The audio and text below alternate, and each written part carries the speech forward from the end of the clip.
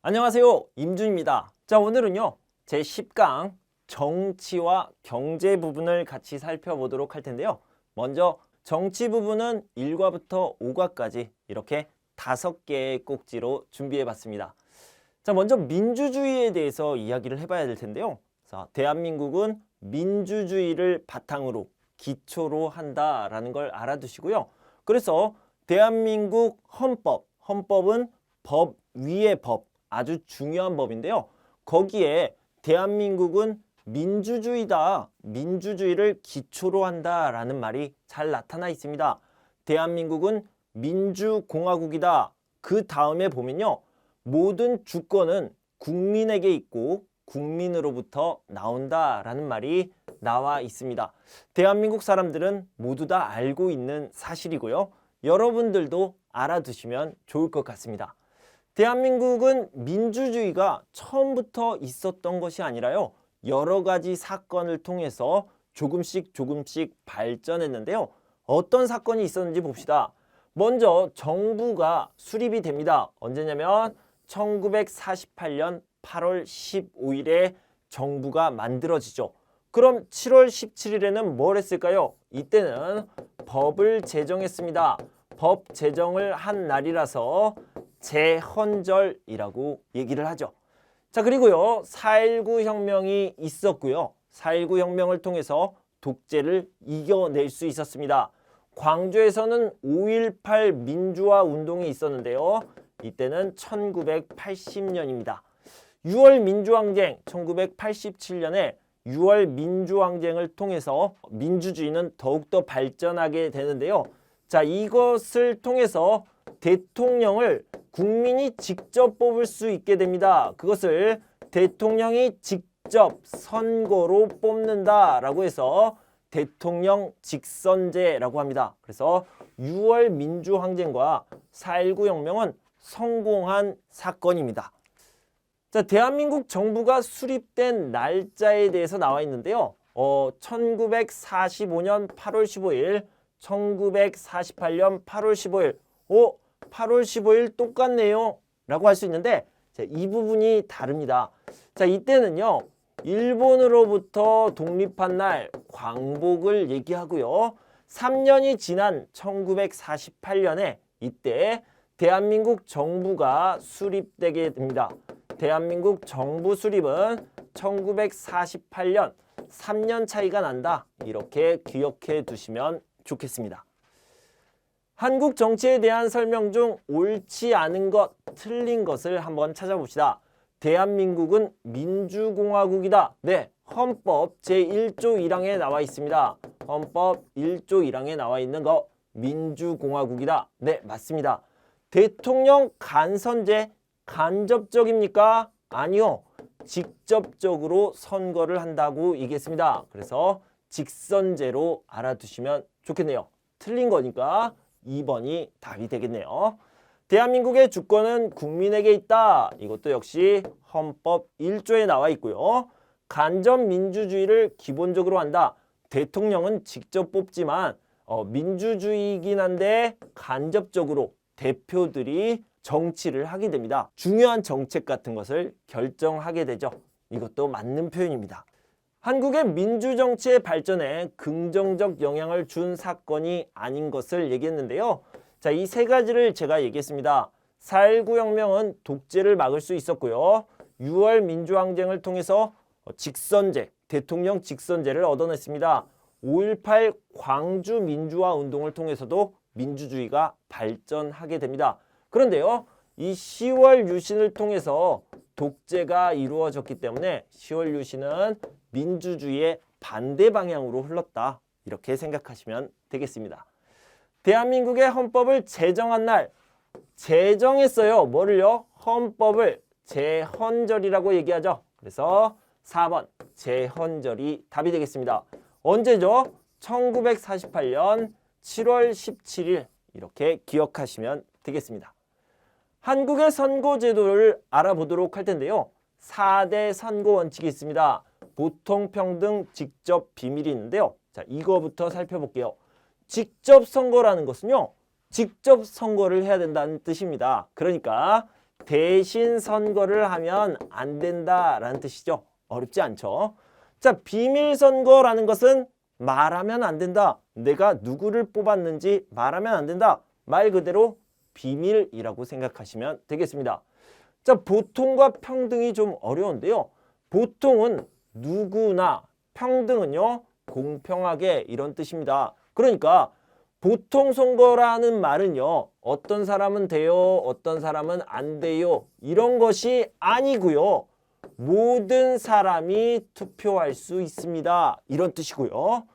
평등 선거라는 것은 어떤 사람은 한 표, 어떤 사람은 두 표, 어떤 사람은 10표, 어떤 사람은 4표 이런 식으로 하는 거 아니에요. 아니고요. 어떻게 합니까? 모두 다 한 표씩입니다. 이런 뜻이 되겠습니다. 그래서 보통 선거와 평등 선거를 잘 구별해서 알아두시면 좋겠습니다. 지방자치단체가 있는데요. 지방별로, 지역별로 정치를 따로 하는 제도입니다. 어떤 지방이, 어떤 지역이 있는지 봅시다. 광역자치단체가 있는데 서울특별시가 있고 세종특별자치시가 있고 각 도가 있습니다. 그리고요. 도시 중에서도 좀 큰 도시를요. 광역시라고 하는데 여기도 하나의 자치제를 하고 있습니다. 그런데 여기에 있는 광역시는 모두 6개가 되는데요. 이 6개의 광역시를 알아두시는 게 좋겠습니다. 자, 서울이 가장 큰 도시고 특별시입니다. 두 번째로 큰 도시는 부산이죠. 그 다음 대구, 그 다음 인천, 그리고 광주, 대전, 마지막으로 울산까지 이렇게 6개의 광역시를 꼭 알아두시기 바랍니다. 자, 4대 선거 원칙 중 누구나 한 표씩 투표하는 선거에 해당하는 것은 이라고 했습니다. 자, 중요한 건요. 한 표씩입니다. 누구나 한 표씩 이렇게 얘기하고 있죠. 자, 이것은 평등 선거입니다. 한 표씩이다 라는 거고요. 보통 선거는 모두 다 선거를 할 수 있습니다. 이런 뜻이 되겠습니다. 한국의 광역시에 해당하지 않는 것. 자, 제가 부산, 대구, 인천, 광주, 대전, 울산을 얘기했는데요. 자, 이렇게 포함이 되는데 서울도 큰 도시잖아요. 서울은 아주 큰 특별한 도시입니다. 그래서 4번이 답이 되겠습니다. 자, 정부기관의 구성에 대해서 좀 살펴보도록 할게요. 자, 여러 가지 권력기관이 있는데요. 이 권력기관이 다 모여 있으면 독재, 혼자서 마음대로 하는 거, 독재의 위험이 있습니다. 그래서요, 이 권력을 일부러 하나씩 이렇게 3개로 나누어 놨고요. 그래서 권력을 분립했는데 3개로 나누었다라고 해서 3권 분립이라고 합니다. 하나, 둘, 셋 이렇게 3개로 나누었죠. 자, 첫 번째는 행정부, 정부라고도 하고요. 두 번째는 입법부, 국회라고도 합니다. 세 번째는 사법부, 법원이라고 할 수 있는데요. 자, 행정부는 정부, 대통령이 중심이 되어서 나라의 살림을 맡고 있고요. 입법부는 국회, 국회의원들이 회의를 통해서 법을 만들고 또 여러 가지 일을 합니다. 법을 만든다. 자, 법원에서는 사법의 역할을 하는데 재판을 하고 공정한 사회가 될 수 있도록 정의로운 사회를 위해서 힘쓰는 기관입니다. 자, 먼저 행정부, 정부부터 살펴보도록 하겠습니다. 자, 먼저 대통령이요. 최고의 자리에 있는데요. 그래서 최고 책임자라고 할 수 있습니다. 그 다음에 국무총리가 있죠. 자, 다시 한번 대통령이 최고의 책임자입니다. 그리고요. 그 밑에 각 부서가 있는데요. 이 부서의 장들은요. 장관이라고 얘기합니다. 자, 예를 들어서 법무부다. 그러면 법무부 장관이 최고 책임자가 되겠죠. 나라의 살림을 맡아서 하는 기관, 행정부, 정부라고 합니다. 자, 다음은 입법부인데요. 국회라고 생각하시면 되겠습니다. 자, 먼저 이 그림을 보시죠. 그림에 보는 것은요. 국회의사당이고요. 여기엔 누가 있습니까? 국회의원들이 모여서 회의를 하는 장소다. 이렇게 알아두시면 되겠습니다. 국회에서는 법을 만든다. 이게 중요합니다. 법을 만든다. 이렇게 생각하시면 되겠고요. 한국의 사법부는 법원입니다. 자, 여기가 대법원이에요. 대법원의 모습이고 여러 가지 기관이 있는데요. 대법원, 고등법원, 지방법원, 가정법원 등이 있는데 특히 이 세 개를 통해서 삼심제도가 있습니다. 나중에 한 번 더 자세히 다루도록 하겠습니다. 자, 그리고 이 법원에서는 판사가 재판을 할 때 판결을 내리게 됩니다. 한국의 대통령의 관저로서 대통령이 직무를 보며, 그러니까 업무라고 생각하시면 되겠습니다. 대통령이 일을 하며 생활하는 곳은 어디입니까? 바로 청와대입니다. 대통령이 살고 있는 곳, 일하는 곳을 청와대라고 합니다. 자, 국회의원들이 모여서 회의하는 곳, 아까 그림, 사진에서 보셨던 곳이죠. 바로 국회의사당이고요. 서울의 여의도에 있다. 이렇게 기억하시면 되겠어요. 자, 삼권 분립이라고 얘기했습니다. 삼권 분립이라고 했는데 정부와 국회, 법원 이렇게 세 개로 분리된다고 얘기를 했습니다. 그러면 국회는 입법부고요. 법원은 사법부입니다. 행정부는 정부죠. 이렇게 삼권 분립이 되어 있다. 한국도로공사는 아닙니다. 행정부에 대한 설명, 정부, 행정부입니다. 옳지 않은 것, 틀린 것을 같이 찾아보도록 하겠습니다. 나라의 살림을 맡는다. 네, 맞습니다. 행정부의 각 기관의 자는 장관이다. 네, 제가 설명드렸죠. 법무부에는 법무부 장관이 있다. 이렇게 말씀드렸죠. 행정부의 최고 책임자는 국무총리가 아닙니다. 누구입니까? 대통령이라고 얘기했습니다. 아까 그림을 생각해 보시면요. 대통령 밑에 국무총리, 그 밑에 각 부서가 있다. 이렇게 기억하시면 돼요. 국무총리는 대통령의 지명과 국회의 동의를 통해 정해진다. 네, 맞습니다. 자, 정치 참여에 대한 이야기를 좀 해보도록 하겠습니다. 자, 선거와 투표. 선거 중에서도요, 투표와 출마의 방법이 있는데 가장 쉬운 정치 참여는요, 바로 선거입니다. 선거는 대표를 뽑다, 대표로 뽑히다 이런 뜻이 되겠는데요. 우리가 표를 이렇게 주는 것, 이런 것들을 투표라고 얘기하고요. 나는 직접 정치를 하고 싶습니다. 내가 정치인이 되고 싶어요 라고 하면 선거에 나가면 됩니다. 그러면 후보자가 되겠죠. 후보자가 된다는 것을 입후보라고 얘기합니다. 우리 교재에서 입후보에서 후보자가 된다라고 나와 있습니다. 자, 이런 선거를 통해서 정치 참여를 할 수도 있고요. 여러분들이 다 모여서 이렇게 해주세요. 이건 반대입니다. 이거 찬성합니다. 라고 말할 수 있습니다. 이렇게 모이는 것을 집회라고 하고 힘을 보여주는 것을 시위라고 얘기하는데요. 모이다, 집회, 그 다음에 힘을 보여주다, 시위 이런 식으로 얘기합니다. 그래서 사람들이 같은 목적을 가지고 모여서 집회, 힘을 보여주는 것, 시위 이렇게 기억하시면 되겠습니다. 1인 시위 혼자서 하는 경우도 있고요. 촛불을 들고 모이는 것, 촛불 집회들도 있습니다. 자, 다른 방법은 없습니까? 네, 언론 매체를 통해서 하는 방법이 있습니다. 방송사에 가서 또는 신문에 글을 써서 알리는 방법도 있고요. 인터넷 게시판, 특히 SNS를 통해서 여러분들의 의견, 정치에 관련된 의견을 보여줄 수 있습니다.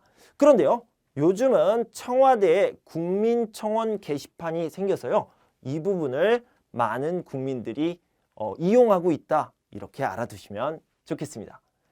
정치 과정에 대한 설명으로 옳지 않은 것, 틀린 것을 찾아봅시다. 자신의 의견을 표출할 수 있다. 네, 자유롭게 표출할 수 있습니다. 민주주의의 발전을 통해 중요해졌다. 네, 민주주의가 발전하면서 정치에 참여하는 것 중요하죠. 사람들의 다양한 이익이 반영되도록 하고요. 정책이 실행된 후에도 계속 참여해서 바꿀 수 있습니다.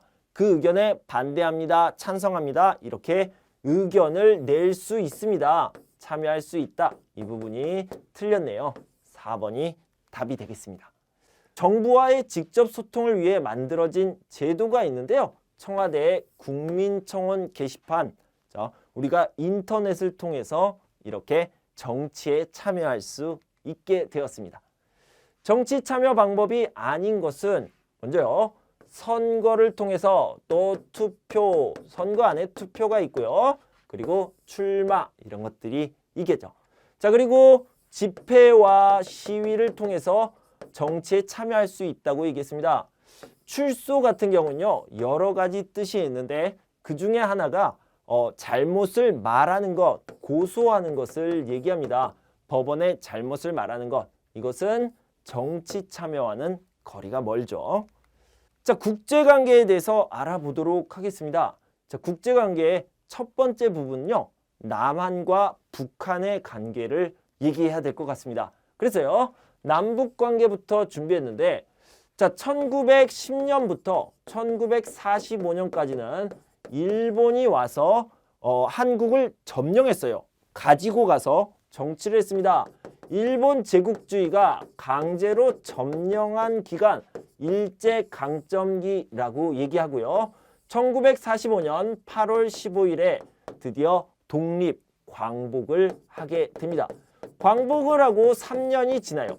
3년이 지난 후에 1948년에 대한민국 그러니까 남한에서 그리고 북한에서 따로따로 정부를 만들게 됩니다. 따로따로 각각 정부를 구성한다. 정부를 수립한다. 중요한 부분이니까 알아두시면 좋겠습니다. 각각 따로 대한민국과 조선민주주의 인민공화국 자, 여기는 남한이고요. 여기는 북한입니다. 정부를 수립했다. 그리고 나서요. 1950년 6월 25일에 전쟁이 일어나게 되는데요. 그것을 6.25 전쟁 또는 한국전쟁이라고 얘기합니다. 자, 북한에서 남한으로 이렇게 쳐들어오게 됩니다. 그리고 사이가 계속 안 좋다가 2000년에 처음으로 남북 정상회담이 열립니다. 2000년 기억하시기 바랍니다. 자, 그러면 1948년에 각각 정부를 구성했다고 그랬는데 1948년에 북한과 남한이 있었는데요.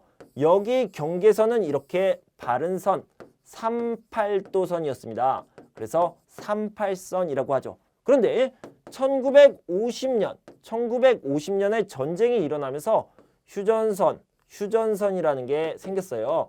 그래서 휴전선은 38선과 좀 다른 모습입니다. 전쟁 전에, 전쟁 후에 이렇게 기억하시면 되겠습니다. 자, 한국의 위상에 대해서 알아봅시다. 한국의 이미지, 한국의 지위, 한국의 위치, 이미지를 생각하시면 되겠습니다. 국제 원조, 원조라는 것은 도와주다라는 뜻입니다. 옛날에 한국이 가난했을 때는 도움을 받았는데요. 지금은 한국 경제가 발전하면서 이제는 도와주는 나라가 되었다. 이렇게 알아두시면 되고요. 국제 행사를 많이 개최했는데 서울올림픽, 한일 월드컵, 그 다음에 정상회의나 동계올림픽까지 모두 개최했습니다. 해외 파병, 군인을 군대를 보내다 이런 뜻입니다. 세계적으로 다른 나라에 문제가 있을 때 도움이 필요할 때 군대를 보냅니다. 파병을 하기도 합니다. 자, 그리고 국제연합, 세계무역기구 등에서 여러 가지 활동, 활약을 하고 있다. 기억하시면 되겠고요. 1948년에 수립된 남한 정부의 명칭을 봅시다. 자, 북한 정부도 1948년에 이루어졌는데요. 자, 북한 정부 같은 경우는요. 조선민주주의 인민공화국이 수립이 됐고요. 자, 우리가 푸는 문제는 남한 정부, 대한민국이죠. 2번이 답이 되겠네요. 남북 정부 수립 과정에 대한 설명으로 옳은 것, 맞는 것을 찾아봅시다. 1948년 남한과 북한, 남북은 함께 정부를 수립하였다? 아니요. 따로, 각각이라고 표현을 했습니다. 그러니까 따로따로라고 기억하시면 되겠죠. 자, 1945년 8월 15일은 일본으로부터 해방된 것이 맞고요. 독립 후 휴전선을 경계로 남과 북이 분단되었다라는 건 맞지만 휴전선은 아닙니다. 38도선, 38선을 경계로 했습니다. 그러면 휴전선은 뭡니까? 전쟁이 끝난 다음에 휴전선이 되었습니다. 지금은 휴전선이죠. 독립 후 남쪽에는 소련이, 북쪽에는 미국이 들어왔다. 아, 틀렸어요. 뭐냐면 남쪽에는 미국이고요. 소련은 북쪽으로 갔습니다. 그래서 북쪽에 소련, 남쪽에 미국 이렇게 기억하시면 되겠습니다. 최초로 남북 정상회담이 진행된 해는 이거 어떻게 알아요? 어떻게 알 수 있어요? 자, 이렇게 살펴봅시다. 1972년은요. 남북 공동성명, 그 다음에 1991년은 남북 유엔 동시가입, 그 다음에 2007년에는 2차고요. 우리가 찾는 답은 여기에 있습니다. 처음으로 남북 정상회담이 열린 해는 2000년입니다. 자, 이거 모두 다 알고 있으면 좋지만 여러분들은 우선 최초의 남북 정상회담 이것만 먼저 기억해 주시면 좋을 것 같습니다. 자, 다음은 경제 부분인데요. 이 경제 부분은 어휘를 중심으로 한번 공부해 보도록 하겠습니다. 경제 부분 같은 경우에는요. 문제가 많이 나오진 않지만 한 문제 또는 두 문제가 나왔을 때 이 어휘가 어려워서 문제를 못 푸는 경우가 많이 있습니다.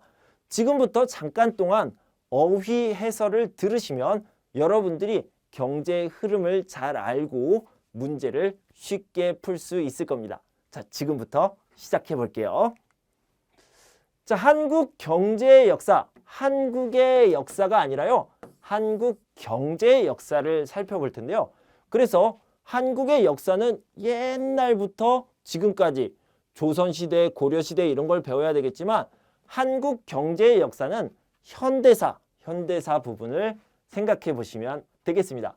자, 그래서요. 제가 1950년대부터 2000년대까지를 준비해 봤는데요. 자, 1950년대에 어떤 일이 있었냐면 1950년부터 53년까지 한국전쟁이 있었습니다. 한국전쟁은 6월 25일에 발발했기 때문에 6.25 전쟁이라고 얘기하기도 합니다. 그래서요. 경제가 완전히 이렇게 밑으로 내려갔습니다. 그러다가 1960년대부터 이렇게 조금씩 하지만 빠른 속도로 성장을 하게 되고요. 1990년대까지 이렇게 계속 발전을 하게 되죠. 그러다가 한번 이렇게 위기를 맞게 되는데요. 그게 1997년입니다. 1997년에 어떤 위기가 있었냐면요. 바로 달러를 너무 많이 빌렸습니다. 다른 나라에서 돈을 많이 빌렸는데요. 외국 돈을 외환이라고 하고 이 외환 때문에 빚을 많이 졌기 때문에 위기를 맞게 되고요. 어떻게 해결했습니까? IMF 국제금융기구에서 돈을 빌려서 해결을 했습니다. 그래서요. 한국 사람들은 IMF 외환위기라고 얘기를 하죠. 자, 하지만 이 위기를 한국 사람들은 잘 극복하고 다시 한번 성장을 하게 됩니다. 물론 이런 과정에서 여러 가지 위기가 있긴 했지만 한국 사람들은 그때마다 잘 극복해냈고요. 그 중에서 가장 큰 위기, 가장 기억해야 될 위기가 IMF 외환위기다. 이렇게 알아두시면 되겠습니다. 자, 이렇게 짧은 시간 동안 엄청나게 빨리 많이 발전을 하게 됐는데요. 이거는 경제의 역사에서 기적이라고 얘기할 수 있어요. 그런데 한국 경제의 기적을요. 한국의 대표적인 강, 한강의 기적. 한강의 기적이라고 부릅니다. 한강의 기적이라는 말은 대한민국이 빠르게 짧은 시간에 많이 경제를 발전시킨 것, 이것을 말하고 있습니다. 자, 이런 발전하는 과정에서 위기가 있었는데 IMF 외환위기다. 1997년에 있었던 일이고요. 나라가 가진 외환이 부족해 IMF로부터 자금을 지원받았다, 도움을 받았다라고 얘기했습니다. 자, 그런데 여기 사람이라고 써 있는데요. 사람은 뭡니까? 사람은 여기서 살펴봅시다. 한국에는요, 자원이 많이 부족합니다. 자원이 별로 없어요. 석유도 없고요. 다른 자원도 많지 않습니다. 그런데 어떻게 경제를 발전시켰습니까? 바로 사람입니다. 자, 사람 하면 노동력이라고 할 수 있죠. 노동력, 우수한 노동력. 좀 다른 말로 하면 인재라고 얘기할 수 있겠죠. 교육을 통해서, 노력을 통해서, 기술을 통해서 우수한 노동력을 바탕으로 발전할 수 있었다. 이렇게 기억해 두시면 좋겠습니다. 자, 문제를 볼게요. 한국이 반세기, 자, 1세기라고 하면 100년이죠. 그런데 이것의 반입니다. 반이니까 몇 년입니까? 반세기라고 하면 50년이 되겠죠. 50년 만에 빠른 성장을 했음을 가리키는 용어, 말은 무엇입니까? 라고 얘기했는데요. 한강의 기적이라고 한다. 이렇게 알아두시면 되고요. 한국의 경제 성장에 대해서 맞는 것을 찾아봅시다. 한국의 무역 규모는요, 지금 상당히 큰 편입니다. 작지 않아요. 틀린 표현이 되겠네요. 경제 성장 과정에서 위기는 없었다? 아니요, 위기가 있었습니다. 뭐가 있었습니까? IMF 외환위기 1997년에 있었던 일이죠. 우수한 노동력을 바탕으로 기초로 성장하였다. 네, 사람이라는 말을 썼습니다. 사람이 중요했다. 우수한 노동력, 인재들이 있었기 때문에 이렇게 발달할 수 있었습니다. 자, 3번이 맞고요. 한국 전쟁 이후 가난에서 벗어나지 못했다, 도망가지 못했다 이런 뜻인데요. 가난에서 벗어났죠. 그래서 한강의 기적이라는 말이 나올 정도로 경제가 발전했고 이제 잘 사는 나라가 되었습니다. 한국의 산업 발달 과정을 바르게 연결한 것인데요. 자, 이 부분은 지금 설명을 드릴게요. 옛날에는 농사를 많이 지었습니다. 그러다가요, 공업을 시작하게 됩니다. 이 공업 중에서도요, 작은 것을 만들고 옷을 만들고 음식을 만드는 것, 즉 경공업이 먼저 발달하게 되고요. 그 다음에 점점 큰 것을 만들어내게 됩니다. 그래서 철을 만들고 그 다음에 배를 만들고 자동차 이런 것들을 만들게 되는데요. 자, 이런 것들을 뭐라고 하냐면 중화학 공업이라고 얘기합니다. 그래서 처음에는 농사를 짓다가 나중에는 작은 것부터 큰 것으로 이렇게 만들어내다가요. 이제는 기술을 많이 사용하는 그런 산업을 하게 됩니다. 자, 그것을 바로 첨단 산업이라고 얘기하죠. 아주 좋은 기술을 가지고 하는 산업, 첨단 산업이라고 하는데요. 자, 여기 있네요. 농업부터 시작을 해서 작은 것부터 큰 것으로 발전을 하고요. 이제는 기술을 사용하는 산업을 하게 되었습니다. 2번이 답이 되겠네요. 자, 나라가 가진 외환, 그러니까 외국 돈이죠. 외환이 부족해서 IMF로부터 자금을 지원받은 사건은요. IMF를 찾으면 되겠네요. IMF 외환위기에 1997년에 있었던 일입니다. 한국의 금융에 대해서 좀 살펴볼게요. 지금은요, 한국의 경제에 대해서 이야기하고 있기 때문에 이런 금융, 돈에 대한 이야기를 좀 해볼 텐데요. 그 중에서도 가장 중요한 건 이 부분입니다. 예금자 보호법이라는 것이 있는데 여러분들이 은행에 돈을 넣었습니다. 그런데요, 이 은행이 갑자기 없어졌어요. 그러면 내 돈 어떻게 해요? 자, 이럴 때요, 예금자 보호법이 보호를 해줍니다. 그런데 모든 돈을 보호해 줄 수는 없고요. 5천만 원까지 보호를 해줍니다. 은행이 없어져도 나는 5천만 원은 받을 수 있습니다. 예를 들어서 내가 6천만 원이 있습니다. 6천만 원을 은행에 넣었는데 은행이 없어졌어요. 6천만 원 주세요. 아, 이거는 안 되고요. 5천만 원만 받을 수 있는 겁니다. 그런데 원리금을 보장해 준다고 했는데 원리금은요, 원래 내가 넣었던 원금 그리고 거기에 조금씩 더해졌던 이자, 이것을 다 합쳐서 5천만 원까지 받을 수 있다. 이렇게 생각하시면 되겠습니다. 자, 문제에도 이렇게 나왔죠. 예금자 보호법에 1인당 보장해주는 금액은 얼마입니까? 라고 나왔는데요. 바로 5천만 원까지 원리금은요. 원금과 이자를 합친 돈이다. 원리금 5천만 원까지 보장을 받을 수 있다. 이렇게 생각하시면 되겠습니다. 자, 이렇게 정치와 경제 부분을 함께 살펴봤는데요. 여러분들 다시 한번 꼭 복습하면서 머릿속에 정리해 두시면 좋겠습니다. 저는 다음 시간에 또 새로운 내용으로 준비해서 돌아오겠습니다. 그때까지 여러분 건강하고 행복하세요. 감사합니다.